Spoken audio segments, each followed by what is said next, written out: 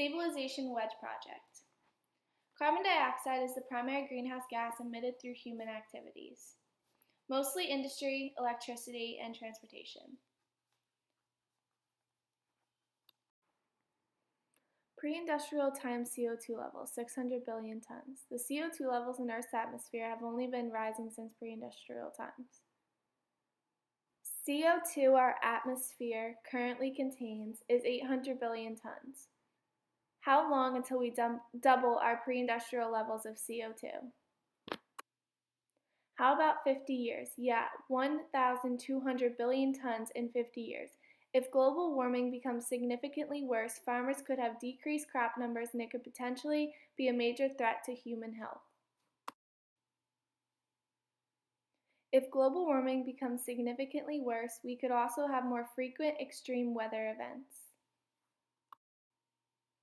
The Carbon Migration Initiative is a joint project of Princeton University, BP, and Ford Motor Company to find solutions to greenhouse gas problems. The wedges are broken into these categories. Each wedge represents a carbon cutting strategy that has potential to grow. The wedges that we chose are in the blue, yellow, and green categories. Wind electricity replaces coal-based electricity with wind. This would not give off any pollution and only uses renewable resources. Although this is a great idea, it would not work in places that do not have a lot of wind, which is problematic.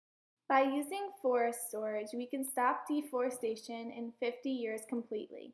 This is a great idea because it provides a place for carbon, more trees, more habitats, and for animals. The only problem with forest storage, though, is how long it will take to grow more trees. Additionally, it takes up a lot of land. Biofuels are energy sources that are made up from living things or the waste that living things produce. Biofuels would really help us conserve petroleum. This is a great strategy. Although this is a great strategy, it does require a lot of land. Solar electricity will reduce the amount of electricity needed to power things. By doing this, we would be greatly reducing the amount of CO2 we produce too. The challenge with this, however, is that we would be using solar panels, which is pretty expensive.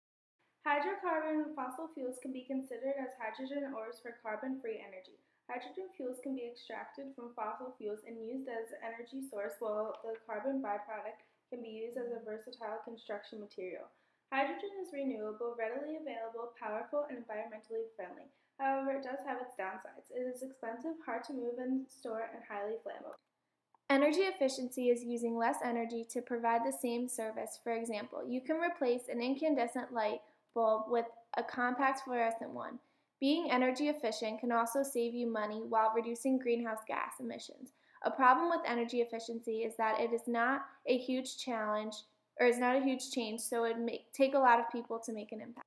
Building efficiency will greatly improve the light efficiency in many buildings. This will give people an opportunity to upgrade their household appliances to better and more efficient products that are also beneficial to the environment.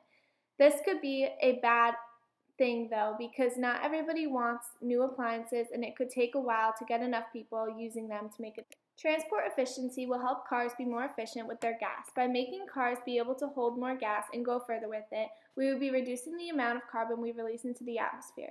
The disadvantage is it could be tricky to build cars that can hold a lot of gas, so they would have to be bigger. Taxpayers probably would not like that they would have to contribute to the financial needs of this project. However, this will help the environment so much, and it is important that things change, and they would probably see the need for our wedges. By being more green and producing less carbon, energy companies could lose money, so they might not like this. Environmentalists will love that we are reducing the carbon we contribute.